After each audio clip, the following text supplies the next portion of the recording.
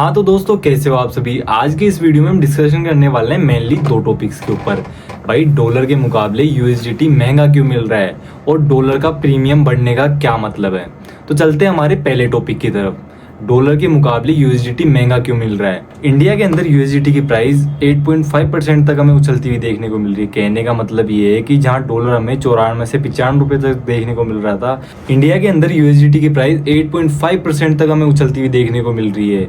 मतलब डॉलर जो 94 से 95 रुपए तक हमें देखने को मिल रहा था, वहीं इंडियन एक्सचेंज पर वो 100 रुपए से 102 रुपए तक पहुंच गया है। अगर हम बात करें कारण की, तो ईडी ने बेंगलुरु में 5 क्रिप्टो पेमेंट फर्मों पर छापे मारे हैं, जिससे भारत में यूएसडीटी की सप्लाई चेन है वो पूरी तरह बाधित हो गई है। अब बात करते हैं हमारे सेकंड टॉपिक की। भाई, प्रीमियम है जो यूएसडीटी का वो क्यों बढ़ रहा है।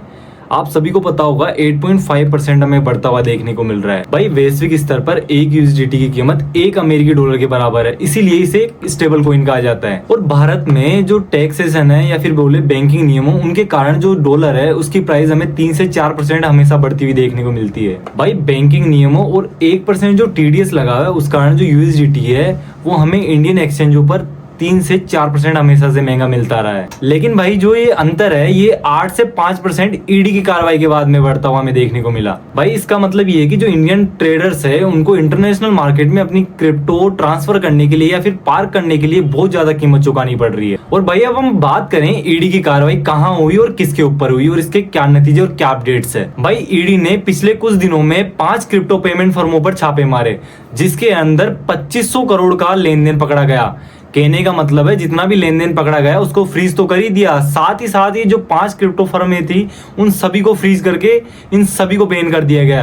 भाई, इसके कारण इंडिया के अंदर जो यूएसडीटी की सप्लाई चेन थी वो पूरी तरह बाधित हो गई। भाई, कहने का मतलब ये है कि बाहर से यूएसडीटी आ ही नहीं पा रही, जिस कारण जो इंडिया में जिन यूजर्स के पास में यूएसडीटी पड़ी हुई है वो अपनी यूएसडीटी को बढ़ाकर बेच रहे हैं। और इंडियन एक्सचेंज बोले या फिर जो बड़े बड़े यूजर्स है, यही कारण है कि इंडियन मार्केट में जो यूएसडीटी है उसकी प्राइस हमें बढ़ती हुई देखने को मिल रही है। साथ ही साथ जो इसका प्रीमियम है वो भी हमें बढ़ता हुआ देखने को मिल रहा है। आई होप आपको वीडियो अच्छा लगा होगा। अगर आपको आगे भी ऐसा ही टॉप नॉच कंटेंट चाहिए तो चैनल को सब्सक्राइब करना बिल्कुल ना भूले और अपनी राय कमेंट बॉक्स में बताना बिल्कुल ना भूले। मिलते हैं अगले वीडियो में, जब तक के लिए जय हिंद, जय भारत।